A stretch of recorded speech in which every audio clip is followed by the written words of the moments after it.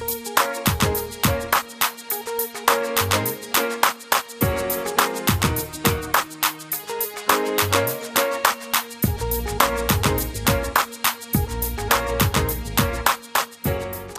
everybody. Welcome to the show. This weekend, families across the country will be celebrating fathers. But before a man becomes a dad, it is important for him to know what it means to be a real man. CBN's Andrew Knox recently hosted a special discussion with a few men from CBN on the importance of keeping the bond of male friendship despite the responsibility of career and family. American men are stuck in what's been dubbed a friendship recession, with 20% of men now saying they don't have any close friends. So what are the implications of male loneliness, and how should we confront it? Well, joining me on this topic are four familiar faces at CBN. Great crew with me today: John Jessup, Ephraim Graham, Roberto Torres-Cedillo, and Brody Carter. Gentlemen, welcome. Appreciate y'all being here. So who wants to jump in first on the problem men have with friendships? No one is eager, huh? Well, I'll just say I don't feel lonely with this crew, guys. But it's an epidemic of some sorts in this country. Like, a lot of guys lack friendships, especially Christian men, for whatever reason. Anybody want to kick this off? Well, it differentiates between, people who are married and people who are single. I mean, it's a multifaceted issue, right? And I think this really reared its ugly head because of COVID-19, right? Yeah. And so that caused so many problems, and now we're continuing to pick up the pieces. People outside of the church, people with the church. I mean, with us, thankfully, we have such a strong core of Christian friendships. We can be friendly with one another because the Lord teaches us how to do so and how to benefit from relationship and in community with one another. But for people who are outside of the church, this is a puzzle that, sadly, I don't think is going to be answered or put together. I would say that it's also a problem in the church as well, though. Thinking of my own experiences, the friendships haven't always come easy. And even being a leader in the church, it's always, for me, I've seen a struggle to get men to come together, especially because we've been, as a church, trying to get them to come together, us to come together across age gaps, so that the older can be mentor to the younger. And that doesn't always gel. I find that, for Bible study, I've got this same core of older men. And then if I go to a social event, then I've got a different core of the younger men. But the mixing of the two doesn't always happen. Wow. Wow. I was thinking, I wonder if this issue of, loneliness and what you said about men, older men and younger men, not being able to relate, or there's sort of a disconnect. I wonder if it starts early on in our upbringing, where, as parents, if we don't foster that mentorship, modeling that vulnerability, modeling what it means to serve and connect emotionally, I wonder if that later on trickles in life. And so I was just challenged to think about, what am I doing now so that those kids later on can have those relationships, if they can open up to a healthy male figure, model, father-like, or whatever you want to call it. So I think it should be something interesting to explore where the root of that is. I know this is, like you said, multifaceted and it's deep, but I just thought about that, how that impacts early on in childhood. So. There's so much wisdom here. I'm not sure there's much more to add. To Ephraim's point, I do think it's not just something that we see in culture. I think it's somewhat compounded within Christian culture, because we have this thing where, we're supposed to be blessed and highly favored. So you're almost wearing a mask because you don't want to let people in, on top of the fact that we're men and we have this idea of manhood that's kind of warped with machismo and masculinity. So I think it makes it a little more complex, a little more complicated for us, because we want to be providers, we want to be protectors, we want all those things that have kind of been ingrained in us from childhood, which kind of impede the ability to be transparent, impede the ability to be vulnerable, because we don't want to be seen as weak. But, Scripture says, in our weakness, He's made strong. But I find myself constantly trying to avoid being seen as weak. So I think those are some of the, at least from a spiritual standpoint, some of the factors that make it difficult for us to be transparent and honest in male friendship. Vulnerability and trust can certainly be an issue. Who can I really trust? For a lot of folks, like I had really close friends in college, fraternity type thing, like you, Ephraim, and still keep in touch, but don't see them. Everybody lives far away. I feel good friends in my life now, but I don't really see them outside. You know, I don't. It's rare that I'll say, "Sorry, honey, I'm going out to a movie, or I'm going out to play golf or something." You know, there's communication, but to go out and actively do something with other guys it doesn't happen as much as it should. You know, with my kids and with my wife, work, church, which are all good endeavors, but I find myself not making that time anymore. And it's kind of something I've just kind of fit into a stream on, and I'm not sure why. I think for me, it's been similar as far as making new friendships at this phase of my life. They've been few and far between. And I think a lot of it goes back to being a husband, being a father. I would feel guilty about the amount of time that I work and then coming home and saying, oh, I'm going to go out and hang with, you know, with my friends now. Although that's important, we don't prioritize Do we feel like it's not important, though? We probably don't. I would say, no, I personally, and I say this goes to me especially, having grown up without a father present in the home, have felt that every single opportunity for me to be present, to be available to my children and to my wife are critical. I'm blessed now that I've got a son who's an adult, so I find that we're now bonding, and that's a beautiful friendship that I'm loving unfold. But what I've also done there is I've modeled for my son that it's okay to be emotional. Yeah. I watched him just 2 weeks ago have a breakdown, and he didn't feel guilty about that, but he felt like, Dad, this was building up a long time. This has been building up. You know, I'm not satisfied with where I am. To the world, I'm doing well, but he could break down and share that and knew that, okay, I've seen my dad cry before. I've seen my dad be emotional. I didn't have that modeled for me, so now I'm trying to model it for I hear him. you on that. We had something going on in our family recently, and me and my two boys were in the den together. There was no words. It was just kind of quiet, crying and weeping because we were all mourning something. No words. Would I do that with other men? I don't know. Well, up next, we hear more from our CBN men right after this. Don't go away. And here is more from our CBN special on manhood. You know, I think as you're sharing, Ephraim, about that, just being vulnerable with your kids, I think it's beautiful. And I thought, how do we get young people, especially going back to, for us, but also young people, to see Jesus? If we can see Jesus as the model, and, you know, the shortest verse in the Bible is Jesus wept. That's right. And if he is portrayed, shown, modeled to us and to younger people as the most courageous leader in history, who carried the absolute weight of darkness and evil, and he was willing to do that, but yet he wept. That is incredible to think that a man, willing to be attuned with his emotions, and yet willing to brave the most horrific thing in the entire cosmos. If he's willing to do that and show you his emotions, I want to learn from him. And so it's a challenge for me to, okay, how do I see manhood from Jesus? Yeah. How does he portray it for me? I love that. You know, one of the things that some of you guys have already hit on is your wives, your spouses.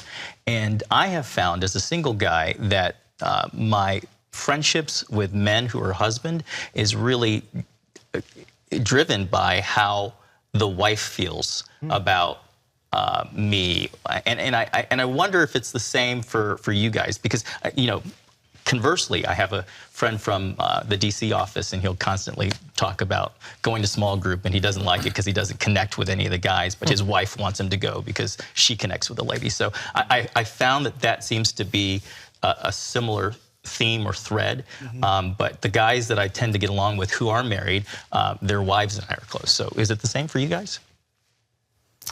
I would say my wife is a driving force for the connections that I make outside of the home. She is usually the initiator of that, as far as having people over, doing social things. Yes, she initiates that, but that's just not my personality. People find it hard to believe when I tell them I'm actually a very private person. I'm the first out of the church on Sunday to my car. My wife is usually lingering. I'm glad that we drive Okay, so separately. why are you guys like that too? Yes. Okay, so why? You're not, Brody. No, I'm very. You hang out. I'm an open book. He's the extrovert. You hang out I love after shaking church. hands, high-fiving.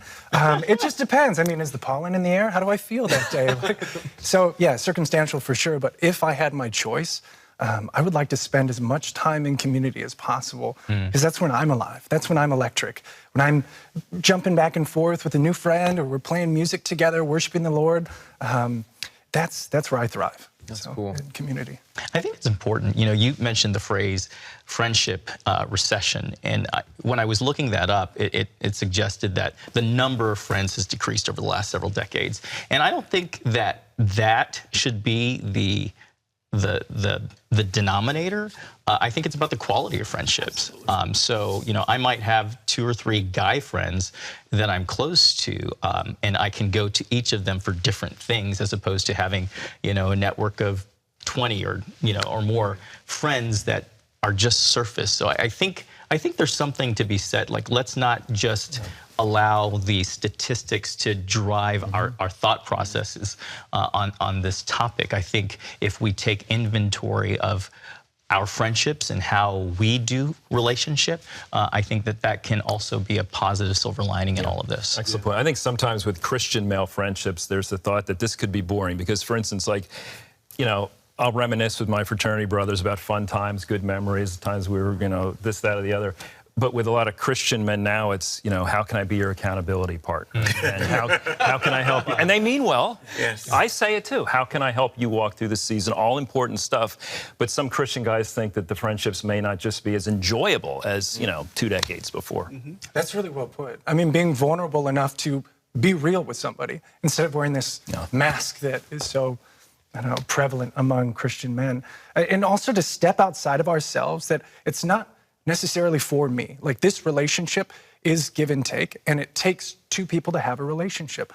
And so, yes, it is beneficial for us to not be lonely by making male connections and friendships, but it's also beneficial to you, or to you, that if you and I were to connect and spend quality time with one another, get to know each other, build trust, it's a reciprocal relationship. It's not just for me and how I feel, but it's also for you. Like, and to open up an opportunity, I think, for you to rest your shoulder metaphorically, or your head on my shoulder metaphorically, so that we can grow together, and yeah, maybe not stay in that stereotypical small dance of how can I be your accountability partner, but to love one another in truth and in spirit, but also to grow as men.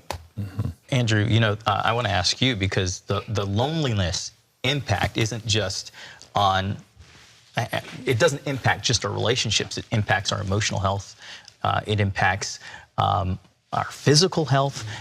You know, men's rate of suicide is much higher than women. We have higher rates of anger and stress. So you know, not pinning this all on you, but I'm curious about your thoughts from a spiritual, as Roberta was just saying, you know, we have Christ as our model. How can we do better as men and model that not just to our fellow compatriots, but to the younger generation? Oh, John. You're welcome. For you.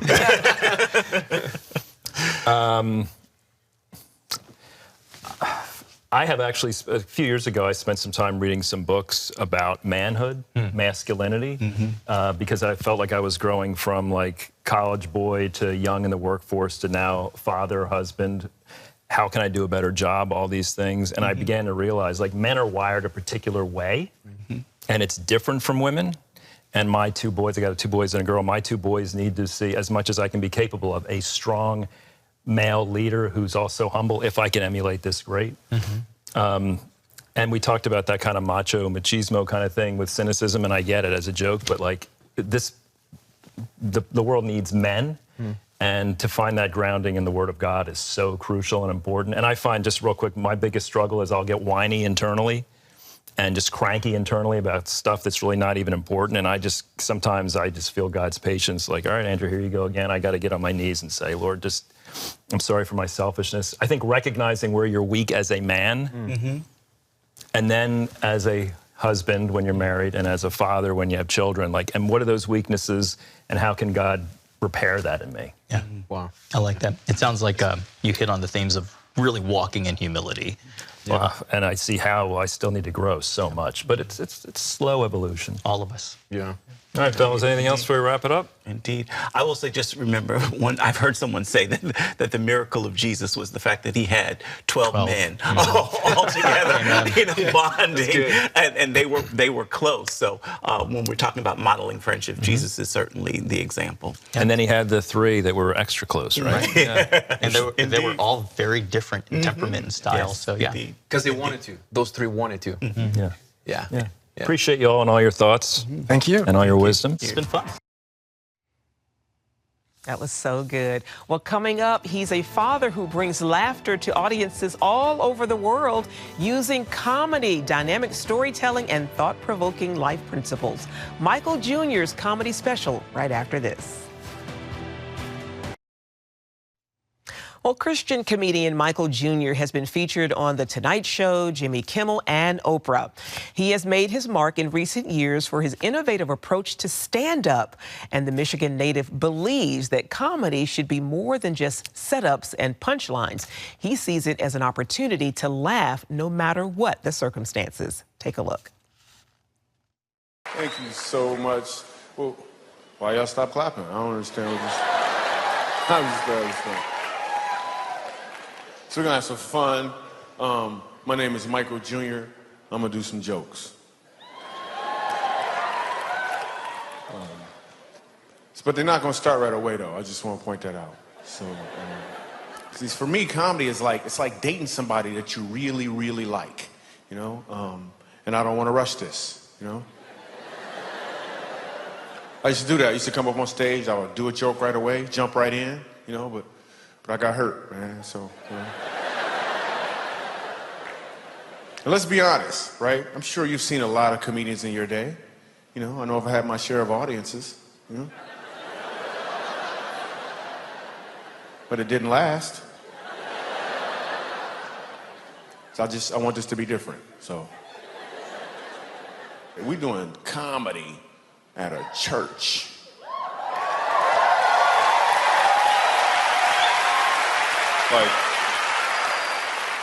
Like, how's this gonna work out, really? I mean, some people are like, I just came to see this thing explode.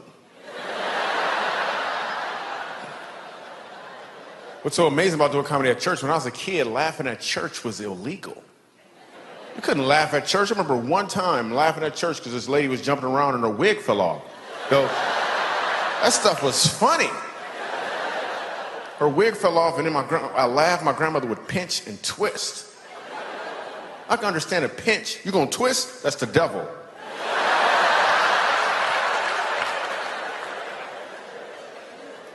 Church was the worst. Oh my goodness. Church lasts like 6 hours. Dude on stage is mad at everybody.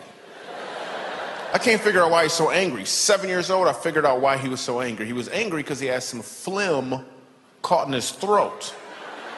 So at the end of every sentence, he'd try to get it out. He'd be like, the Lord said, act like you. I'm like, Grandma, he need to gargle, Grandma.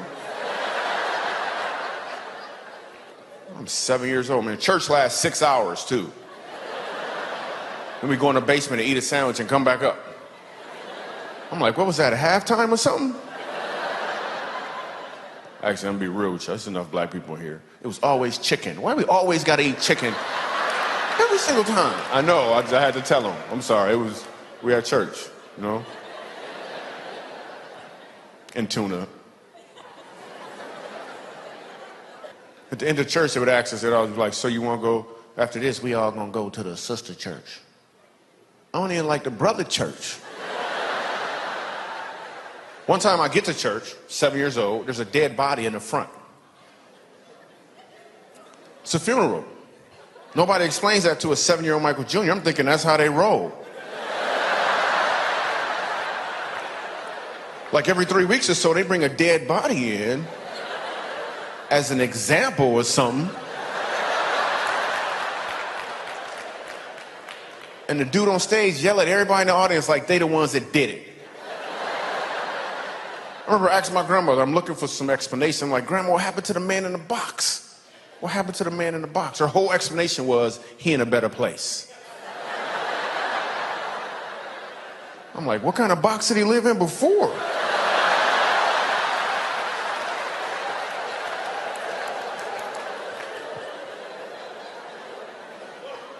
Dude on stage said he went to see the king. That was his whole explanation. He went to see the king. Ha! I don't understand what that meant. They didn't even call the kids choir up to sing. I was in the kids choir, not because I wanted to be in the kids choir. I was in the kids choir because I was a kid. And it was a requirement. Now, what song we got to sing? Soon and very soon, we are gonna see the king.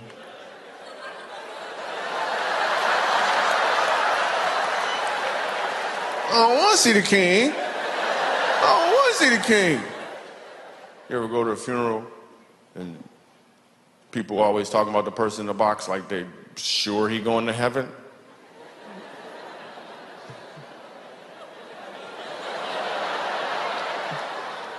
And then they tell you that, and then the people get up there, they always talking about him. And the last thing you know, like the dude stabbed 3 people and he never prayed one time in his life. And all of a sudden, everybody, like, he going to heaven. He's like, I'm sure Uncle John is looking down at me right now, and a little tear is going down his eye. I'm like, he's probably looking up at you right now. Listen, that's a sweat bead, is what it is. A sweat bead rolling on.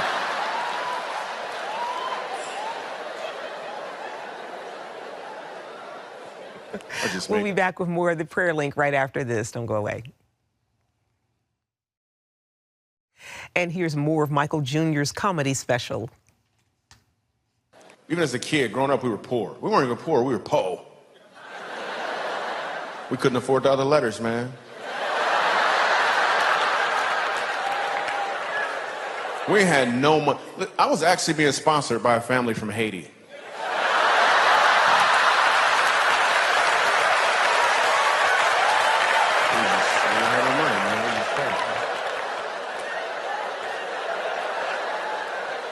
When you're poor, your creativity excels. Like it really, really excels. I remember I wanted an action figure when I was 10 years old. I wanted an action figure so bad. My birthday came along. My dad hands me a box. I open it up. It's empty. He said, it's Invisible Man.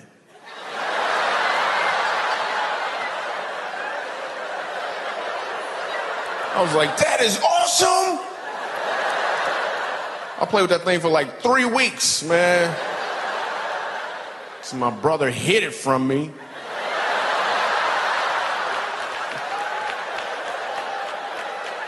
Couldn't find it nowhere, man. I knew he took it.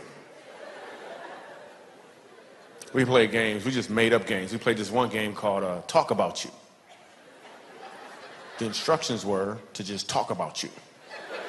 That's all we did. We talked about each other. My friends would talk about me, but like, Michael Jr., you got some big feet. And I was good at this game. I was like, oh yeah, well you so dark-skinned, I bet if you ride a motorcycle, you get a ticket for tinted windows.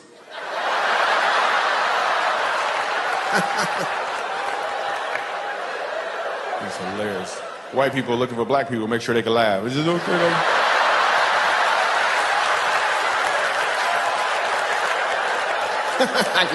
It's okay? You sure? No?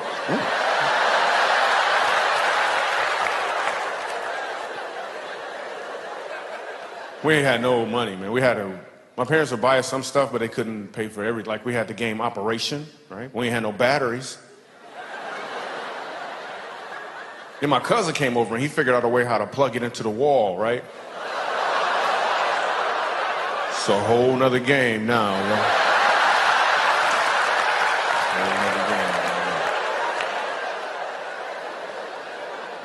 The Operation Roulette is what we called it. It was Operation Roulette. We just played one time. We played one time. I was like, nah, I don't want to play. I don't want to play.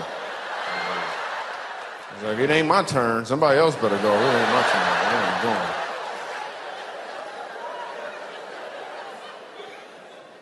Actually, you know what? I made that up. We weren't poor when I was a kid. I just said that because some jokes are funnier. Some jokes are funnier from a poor perspective. I'm gonna prove it right now. Here's a great example. I'm gonna tell you the exact same joke from a prosperous perspective. Watch what happens. When I was a kid, my parents bought us the game Operation, and we played it. So. It's not as funny, is it? It's better if I was poor, so. I'm excited. Me and my wife just had a new baby. Yeah. Well, that's how they come.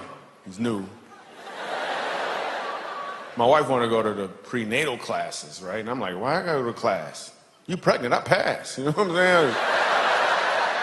Like a teacher class or something. I don't know what you want me to do, but I went to the class because I love my wife, right? And I'm afraid that they're gonna play the video. I don't wanna watch the video. I'm looking for Bible verses against the video. And then the doctor tries to throw in perks. The doctor was like, so listen, during birth, would you like to catch the baby?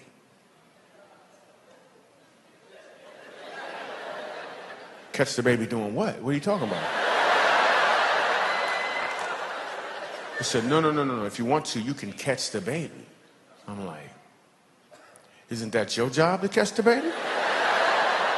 Do I get a discount if I catch the baby? What are you gonna be doing while I'm catching the baby? You went to school to catch the baby. I do comedy. I shouldn't be catching the baby. Anybody here ever caught the baby before? Anybody ever caught the baby? Anybody dropped the baby? Anybody dropped the baby? I asked that question one time, a lady raised her hand. I'm like, you caught your own baby? What does that look like? Raw. Raw.